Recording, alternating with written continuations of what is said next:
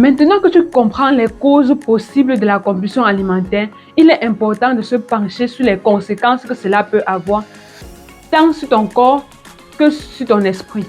La compulsion alimentaire n'est pas juste une affaire de grignotage ou de repas en excès. C'est un cercle vicieux qui peut affecter profondément ta santé physique et émotionnelle. Nous avons premièrement les conséquences physiques. La première chose que tu remarques peut-être, c'est la prise de poids. Lorsque tu manges de manière compulsive, ton corps reçoit bien plus de calories qu'il n'en a besoin. Et ces calories supplémentaires finissent par se transformer en graisse, souvent localisée là où tu le redoutes le plus. Le ventre, les cuisses, les bras, les parties que tu ne souhaites pas voir grossir. Tu te vois devant le miroir et tu constates que ta silhouette change. Tes vêtements préférés ne te vont plus comme avant. Et même ton énergie diminue. Chaque jour, tu te sens de plus en plus lourde. Chaque mouvement devient plus difficile. Et tu commences à ressentir des douleurs dans tes articulations, surtout dans les genoux et le bas du dos. Ensuite, il y a les problèmes de digestion. Manger en grande quantité, surtout des aliments riches en graisse et en sucre, peut perturber ton système digestif.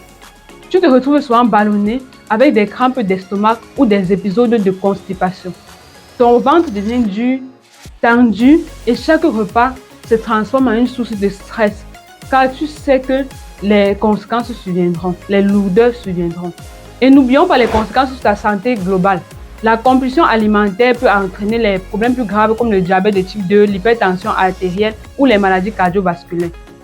Ton corps est en surcharge, il lutte pour gérer tous ces excès et cela se voit dans tes bilans de santé. Ta glycémie est instable, ton cholestérol augmente et chaque visite chez le médecin te rappelle que ta santé est en danger. Mais au-delà du physique, il y a des conséquences émotionnelles qui peuvent être tout aussi dévastatrices. La compulsion alimentaire est souvent accompagnée d'un sentiment de honte. Tu te caches pour manger, tu as honte de la quantité que tu consommes et après chaque crise, tu te sens coupable. Cette culpabilité te ronge, elle te fait te sentir faible, incapable de te contrôler. Tu te regardes dans le miroir et au lieu de voir ta beauté, tu ne vois que tes échecs. Cette image négative de toi-même s'accompagne partout. Elle affecte ton estime de toi, ton humeur et même tes relations avec les autres et ton efficacité au travail. Tu te mets à éviter les situations sociales, aller au restaurant avec des amis, participer à un repas de famille. Tout cela devient une source d'anxiété. Tu as peur qu'on te juge, qu'on remarque combien tu manges, ou pire, qu'on commente ton poids. Alors, tu te renfermes, tu évites les sorties, tu te coupes des autres.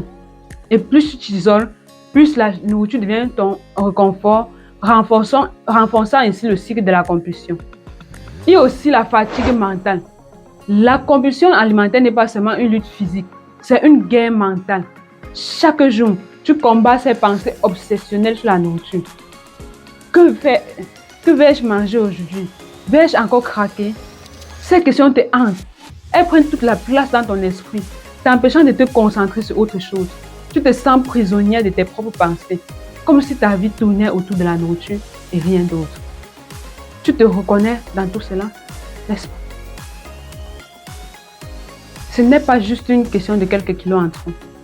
C'est une bataille pour reprendre le contrôle, pour reprendre ta sérénité. Comprendre les conséquences de la compulsion alimentaire, c'est aussi prendre conscience de l'impact qu'elle a sur ta vie dans sa globalité.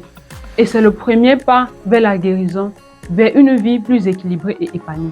Maintenant que nous avons exploré les causes et les conséquences de la compulsion alimentaire, il est temps de te parler des solutions concrètes. Comment peux-tu reprendre le contrôle de tes envies et arrêter de te sentir prisonnière de la nourriture?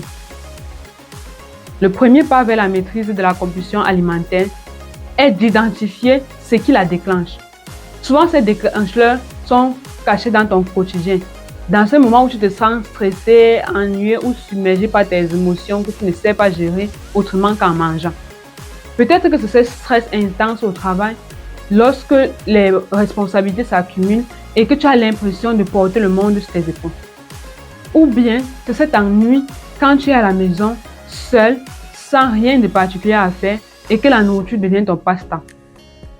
Il y a aussi ces émotions non résolues, ces blessures du passé qui refont surface et que tu essaies de noyer dans un plan d'article bien dosé ou dans un bol de popcorn qui te rappelle les moments de réconfort. Pour identifier ces déclencheurs, je t'encourage à tenir un journal alimentaire.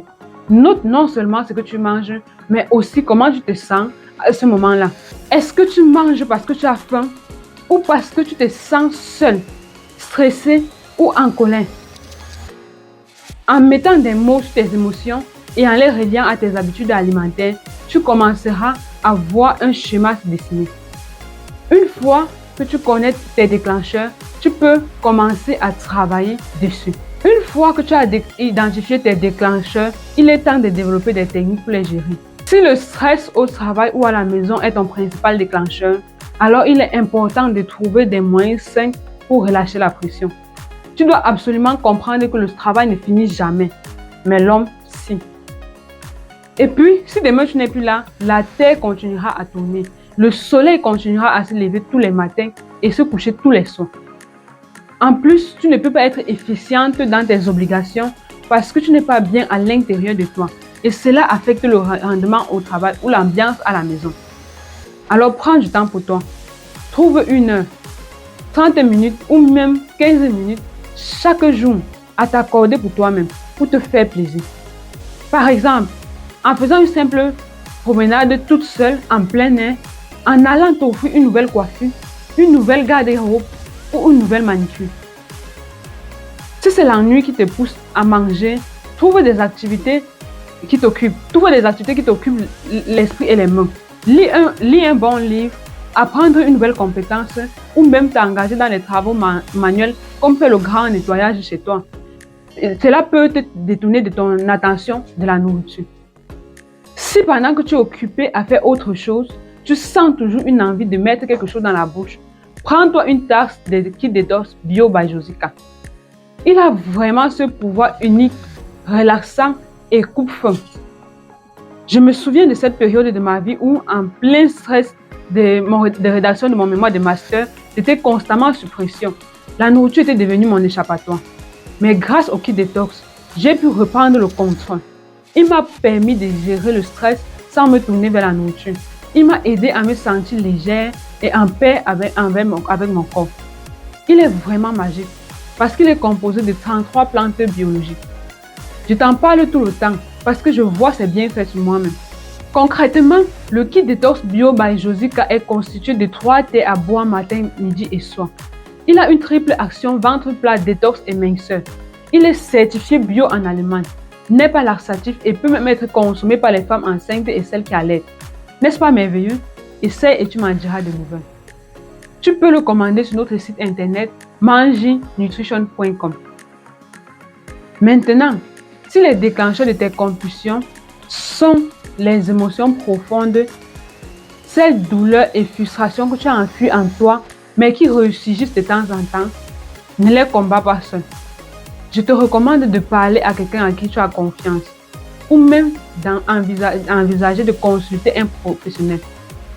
Combien de fois ai-je vu des femmes être libérées parce qu'elles ont trouvé une oreille attentive pour les écouter, les comprendre et les conseiller? Accepter qu'on a besoin d'aide n'est pas un signe de faiblesse, mais un signe de force, un signe d'amour pour toi et pour ceux qui sont autour de toi. Tu sais, tu peux être plus heureuse que ça. Fais juste le pas qu'il faut. Tu dois savoir que reprendre le contrôle de tes habitudes alimentaires ne se fera pas en un jour. Et tu n'as pas à le faire seul. Crée un environnement qui soutient ta transformation. Parle à ta famille et à tes amis de tes objectifs. Implique-les dans ton parcours pour qu'ils te soutiennent. Trouve des partenaires de responsabilité avec qui tu peux partager tes réussites et tes défaites. Mais surtout, rejoins des communautés où tu te sens comprise et soutenue. C'est pourquoi je t'invite à rejoindre notre groupe WhatsApp dont le lien est en description. Tu y trouveras d'autres femmes qui vivent les mêmes défis et ensemble vous pouvez vous soutenir et vous encourager. Enfin, fais la paix avec la nourriture. La nourriture n'est pas ton ennemi et tu n'as pas besoin de la craindre. Adopter une relation saine avec ce que tu manges signifie apprendre à écouter ton corps, à manger quand tu as faim et à t'arrêter quand tu es rassasié. Pratique l'alimentation constante. Savoure chaque bouchée, prends le temps de ressentir les saveurs et apprends à apprécier les aliments pour ce qu'ils sont sans te sentir coupable ou honteuse. Ces stratégies t'aideront à reprendre le contrôle de tes envies et à retrouver une relation harmonieuse avec la nourriture. J'aimerais que tu me répondes sincèrement. Qu'est-ce qui te déclenche le plus souvent à manger de manière compulsive? Qu'est-ce qui te pousse à manger sans contrôle? Prends une minute pour réfléchir et partage cela avec moi en commentaire. Car comprendre tes déclencheurs est la première étape vers la libération. Nous sommes arrivés au thème de notre vidéo et j'espère que ça t'a parlé. Si tu as un sujet en discussion sur lequel tu veux le plus d'éclairage, n'hésite pas à me le faire savoir en commentaire et c'est avec plaisir que je te répondrai dans mes prochaines vidéos. Si tu as besoin d'un accompagnement personnalisé pour atteindre ton idéal physique, contacte-moi sur WhatsApp ou par email pour que nous débutions ta transformation. N'oublie pas de me laisser un like. Tu peux même le faire maintenant. Merci de t'abonner et merci de partager la vidéo pour aider notre communauté. À bientôt et rappelle-toi, ton idéal est à ta portée. Juste un pas après l'autre et tu l'auras.